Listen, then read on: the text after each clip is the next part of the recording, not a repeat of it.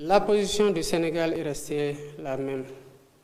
Le Sénégal est un grand pays, pas sur le plan de la superficie, mais sur le plan des hommes qui ont incarné les institutions, particulièrement ceux qui ont animé la diplomatie depuis l'indépendance de notre pays et qui nous ont forgé une respectabilité que nous devons préserver et à laquelle nous devons travailler pour la rendre beaucoup plus solide. Avant même de participer à une rencontre de la CEDEAO, j'ai fait le tour de beaucoup de pays membres de l'organisation, particulièrement les pays qui sont dans des velléités de départ de la CEDEAO. L'objet de ma visite a été de travailler au raffermissement des relations déjà très bonnes et conviviales entre le Sénégal et les différents pays de la CEDEAO, mais aussi de travailler à un rapprochement des positions, comme nous le savons, qui sont très distendues entre l'organisation et ces trois pays-là. Cela a été consacré aujourd'hui dans la résolution de la CEDEAO qui a décidé de travailler à l'apaisement entre l'organisation et ces pays qui sont encore membres parce que le délai auquel leur velléité de départ doit être entériné n'est pas encore arrivé.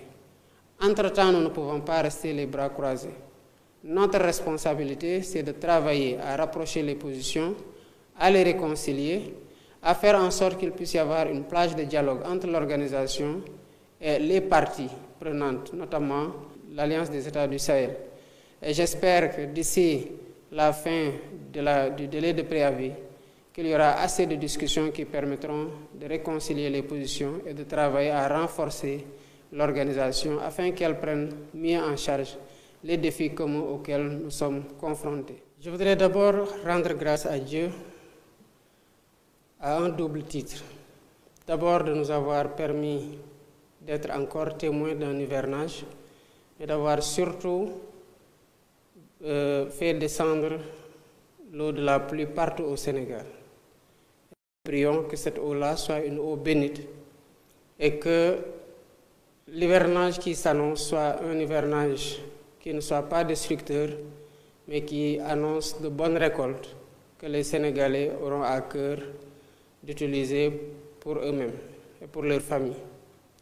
Rendre grâce à Dieu aussi de nous avoir mis à la tête d'un peuple si merveilleux que le peuple sénégalais.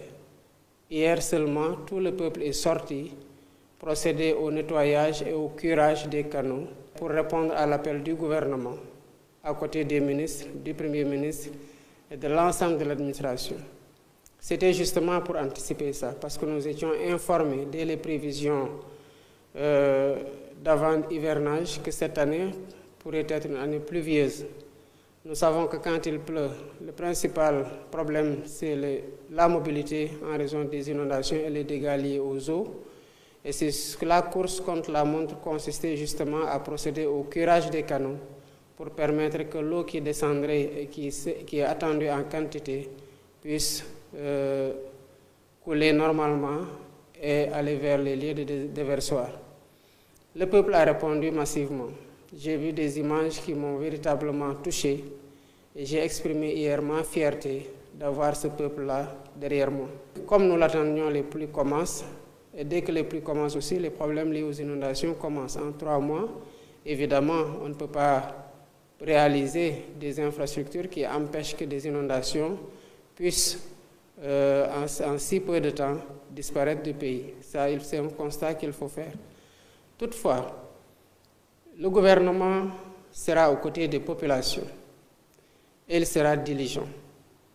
Avant même ma descente d'avion, j'ai discuté avec le Premier ministre, Ousmane Sonko, et j'ai discuté avec le ministre de l'Hydraulique et de l'Assainissement, Cheikh Tidiane Dièye, qui m'ont dit être aux côtés, suivre la situation pas à pas et voir les points les plus critiques pour y amener très rapidement les secours et être constamment, à partir de cette date, aux côtés des populations jusqu'à la fin de l'hiver.